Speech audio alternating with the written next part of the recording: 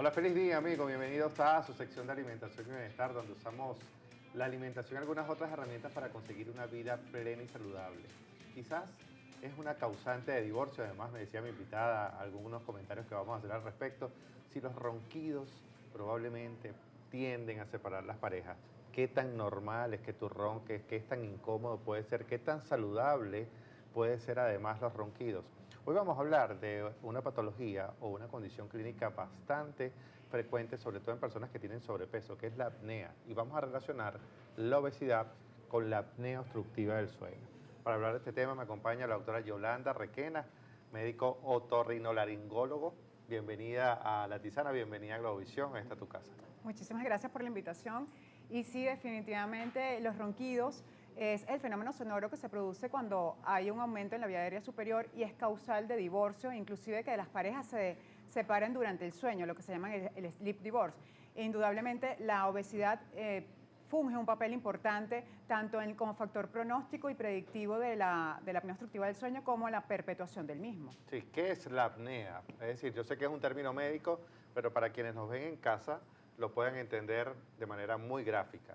Ok, explicado de manera sencilla, la apnea obstructiva del sueño quiere decir que mientras dormimos, se pausa la respiración porque se estrecha la vía aérea y durante ese cese de la respiración o cese de la apnea, hay desaturaciones de oxígeno, hay microdespertares y hay un sueño intranquilo, hay un sueño fragmentado, lo que causa la somnolencia diurna y es cuando los pacientes amanecen cansados, fatigados, básicamente a grandes rasgos y para entenderlo sencillo, esa es la apnea obstructiva del sueño. A ver, hay una relación directa entre obesidad y apnea, pero además hay una perpetuación de la obesidad, lo hablábamos antes fuera del aire, es decir, se complica aún más el estado metabólico, la complicación metabólica con la apnea, es decir, parecieran estrechamente vinculantes. Vamos a empezar, digamos, por el inicio, es decir, ¿cuál es la relación entre obesidad y apnea y cómo la apnea puede seguir complicando a la obesidad? Ok, la relación directa entre obesidad y apnea es que cuando en la obesidad hay mayor depósito de grasa, sobre todo a nivel cervical y a nivel de la lengua y los tejidos blandos a nivel de la faringe, entonces eso produce o propensa un estrechamiento de la vía aérea superior, creando un menor calibre.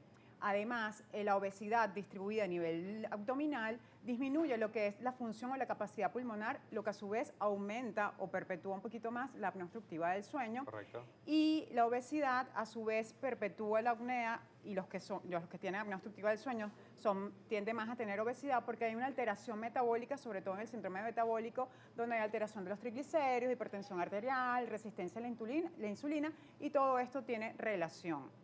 Normalmente, sabes que estábamos hablando o mencionábamos el estado de sobrepeso, malnutrición por exceso, que es la obesidad, pero también existe el culturismo, existe la hipertrofia muscular en personas que tienen un aumento de peso considerable, donde también el diámetro del cuello, básicamente por tejido muscular, pero tejido más, tejido menos, igualito va a disminuir la lumen respiratoria. Tiende a ocurrir esto de igual manera, indiferentemente que no sea obeso, entendiendo por definición que la obesidad es el exceso de peso a expensas de grasa. Pero si tengo un exceso de peso a expensas de músculo, porque igualito mi diámetro del cuello es más ancho de lo normal, ¿también puede ocurrir esto? Ok, básicamente el estrechamiento viene dado por la disposición de la grasa cervical. Ok. Si bien es importante la parte muscular, hay factores que pueden perpetuar o predisponer la apnea del sueño, todo dependiendo de la respuesta muscular en la vía aérea superior. Por eso vemos pacientes delgados que no tienen mayor sobrepeso, un índice de masa corporal tan elevado que tienen apnea. No solamente la apnea está asociada a obesidad, sino pacientes delgados, también dependiendo de su Correcto. respuesta muscular de la vía aérea superior, pueden tener apnea. ¿Cuáles son las complicaciones más directas de la apnea y hasta qué punto pudiese llegar a ser mortal? Fíjate que decíamos que es un causal de divorcio, simple y llanamente una decisión. Hay pacientes, lo decíamos fuera del aire, que duermen con un CPAP o, dicho coloquialmente, con una bombona y una mascarilla de oxígeno, sí, con oxígeno húmedo en cama. Pero, ¿hasta qué punto puede ser una complicación grave para el paciente que deja de respirar, inclusive por fragmentos de tiempo muy cortos? Excelente pregunta. Son muchas las complicaciones que traen y ese es el principal motivo de hablar de este tema, porque el 80% de los pacientes que sufren de apnea obstructiva del sueño de moderada a severa no están diagnosticados. Solamente el 20% ya está con tratamiento. O sea, tenemos una población de 80% que no está diagnosticada y las consecuencias es lo más importante a tratar. Entonces, las consecuencias pueden ser cardiovasculares, hipertensión arterial, arritmias cardíacas, Infarto agudo del miocardio, es ese paciente que de repente estaba bien, de repente le dio un infarto y no sabemos qué pasó. Accidentes cerebrovasculares, disfunción eréctil, está asociada a apnea obstructiva del sueño porque hay alteración de las hormonas, disminución de la testosterona y esa sangre hipóxica no va a ejercer la función normal del órgano reproductor masculino. Accidentes de tránsito, alteraciones cognitivas tipo Alzheimer. Entonces vemos que es una amplia gama de trastornos cognitivos y conductuales, irritabilidad. Por eso son causales de divorcio, porque cuando la gente no duerme bien, aparte del ronquido, la gente amanece irritable, no se concentra bien, entonces traen problemas conductuales. No, y lo decíamos hace un momento, es decir, automáticamente si yo no duermo bien, el día no lo voy a poder pasar bien y metabólicamente mi cuerpo no hace los ciclos circadianos y toda la estimulación del apetito, la sensación de hambre, que son las hormonas de la grelina y la leptina que te hacen sentir o lleno o saciado y la que te estimula el apetito, se ven totalmente alteradas. No hablemos ni siquiera de regulación glicémica, de oxidación de ácidos grasos, de acumulación de peso corporal. Es decir, creo que las complicaciones son bastante extensas, además de lo que acabas de mencionar, y pareciera ser imperceptible que la gente ronco y pareciera que eso es totalmente normal. A ver, una vez que lo hemos identificado, ¿cuáles son las posibles soluciones? Se sabe que la pérdida de peso tiene una incidencia, perder solamente el 10 al 15% de tu peso, de exceso de peso que tengas, ya es una solución, pero ¿cuáles son las otras alternativas para poder resolver este problema?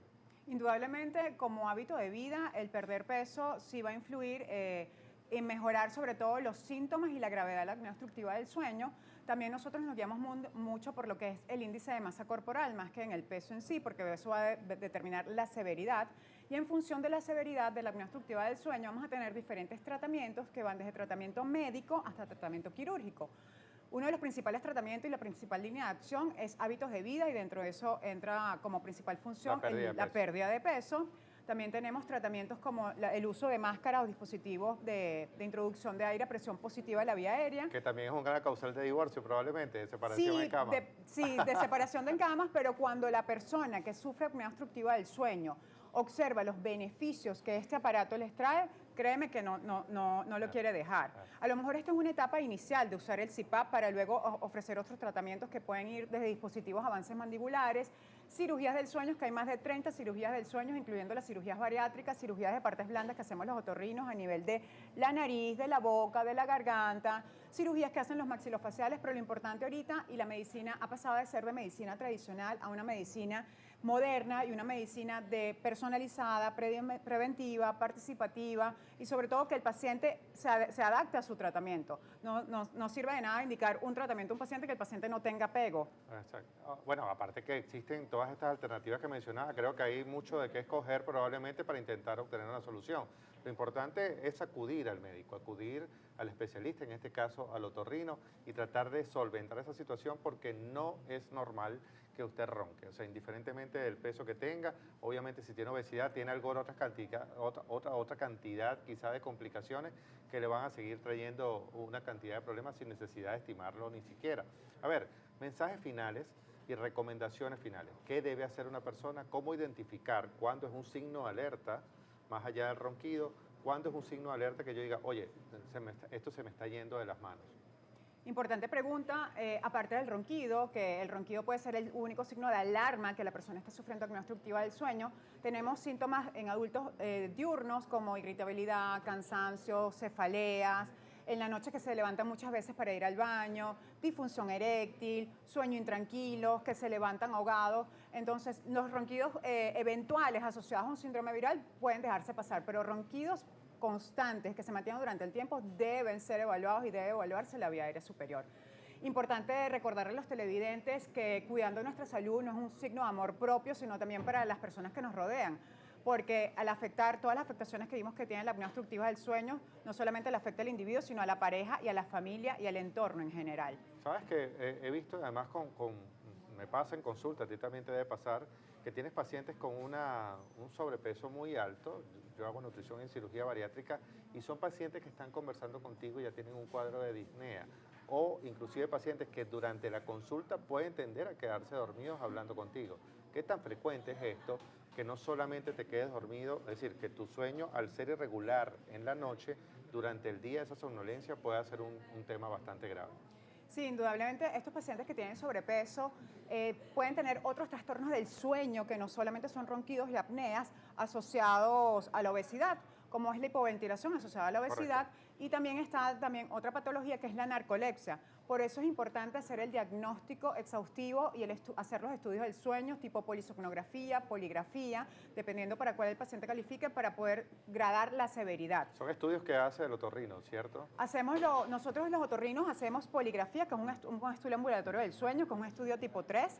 Los neumonólogos entran cabida en este arco de manejo. Los neurólogos especializados en medicina del sueño. Hay unidades de sueño aquí en Caracas en diferentes sitios donde el paciente puede ir a hacerse el estudio del La sueño. mayoría de esos tratamientos, y no hablo de la cirugía, son tratamientos ambulatorios en la mayoría de los casos. En la mayoría son ambulatorios, pero es importante resaltar que no se debe realizar ninguna cirugía del sueño si el paciente no tiene estudio del sueño previo y no tiene una sopnoendoscopia, que este es un tema interesante, innovador. La sopnoendoscopia es como una endoscopia digestiva superior, pero es en el sueño. Nosotros simulamos el sueño, es un cuarto de sedación. Y es un estudio dinámico de la vía aérea donde vamos viendo los sitios de obstrucción o colapso para definir los sitios y el tipo de cirugía a realizar. Como mencioné anteriormente, hay más de 30 cirugías del sueño. La cirugía y los tratamientos en general actuales están dirigidos a una medicina personalizada. Correcto. No antes se hacía la upilopalato-faringoplastia, hoy se ve que esa técnica Además que no le son funciona. cosas medianamente sencillas, ¿no?